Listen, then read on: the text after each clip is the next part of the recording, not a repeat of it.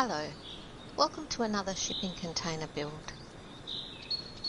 As you know, my container home is built now, but I'm working on the outside. You remember where my rain tank is? I wanted to show you how the front yard has changed over the months. Pig face seems to be thriving up here in the sandy soil, and it's taken over.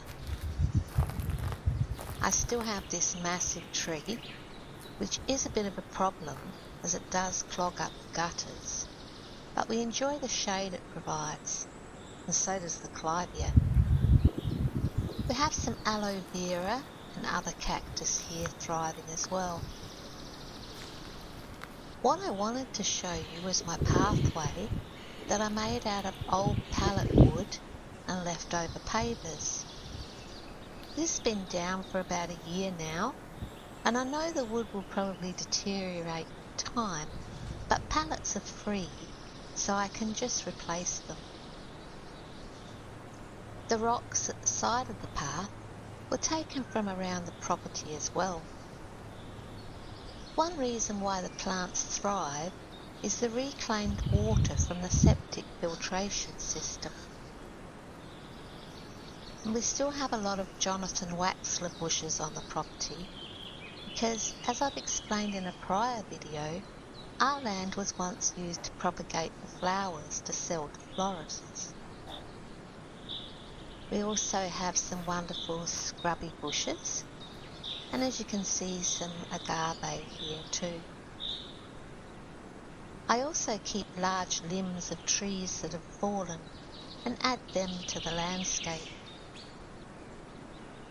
So now I have a path that fits in with nature and allows us to use the second driveway. Moving on to the shelf area I built, here you can see some of the plants Christy is propagating to plant in the garden. This is a frog motel Christy made to attract frogs to the garden. I don't know if anyone's checked in yet. As you can see, a lot of the plants in this area are succulents as it gets very hot up here. Some more clivia waiting to be planted. And now we move on to the deck. And under the pergola, we have some of the plants that can't cope as well with the heat. They're waiting for me to build another pergola, and I'll show you a video of that when I get to that step. Here there are mother-in-law's tongue, philodendrons, and even some lemon balm.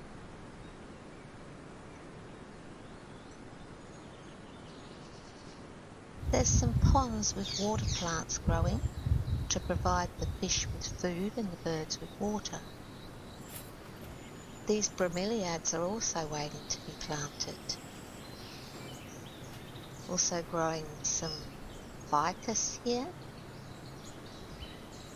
These plants are doing quite well because they are shaded by another huge tree. I don't know the name of this tree. I do know that it drops itchy pods, but it also has amazing flowers. So we just stay away from the itchy pods. Maybe someone can tell me the name of the tree. For those of you that gave me some geraniums for my birthday, they are doing really well in the pots, and we shall plant them when they are big enough. I should mention that I am not a gardener. I pull out weeds and help dig the holes and make things, but it's Christy that has the green thumbs. I keep saying he should have a channel with gardening, as it's really hot up here and you wouldn't believe the plants that he's got growing. We have large shabunkins in the bath and have to keep it covered as the kookaburras steal them. And those fish are waiting for their pond, and that will be another project. I wanted to show you my large day aviary. I made this by buying a chicken coop And instead of using the chicken wire that was provided, I changed it to aviary wire. And with the help from my family, we clad it all with the aviary wire. Luna, my eclectus, is out here today.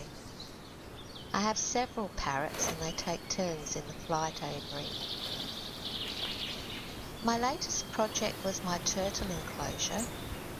He's a large short-neck River Murray turtle, and I wanted an enclosure where he could come out and explore.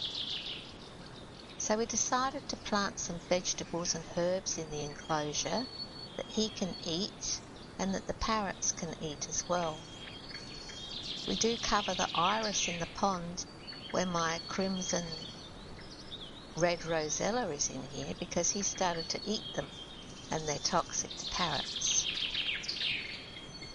I'm in the process of building the turtle a ramp, and if it's successful I'll put that up as well.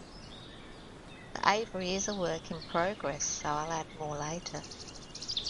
As you can see, I built the turtle enclosure just with some leftover wood and then lined it with insulation to protect him from the heat and filled it with good soil and potting mix.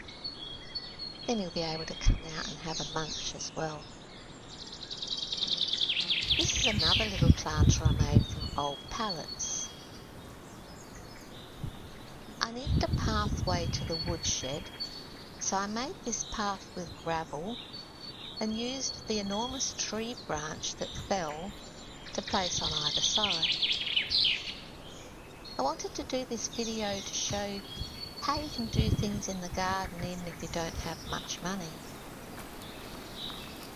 and how to use what nature gives you to build a bush garden.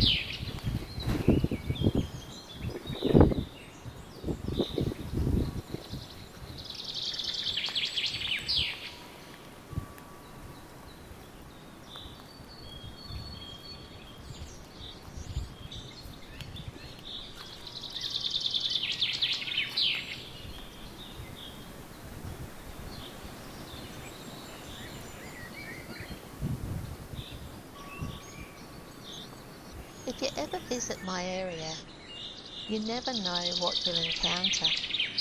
When I came across the ferry the other day, I was accompanied by a sheep, a Shetland pony and a horse, so it can get quite interesting up here. Anyway, I hope you enjoyed my short video, and like, subscribe and share if you like my content. Thanks for watching.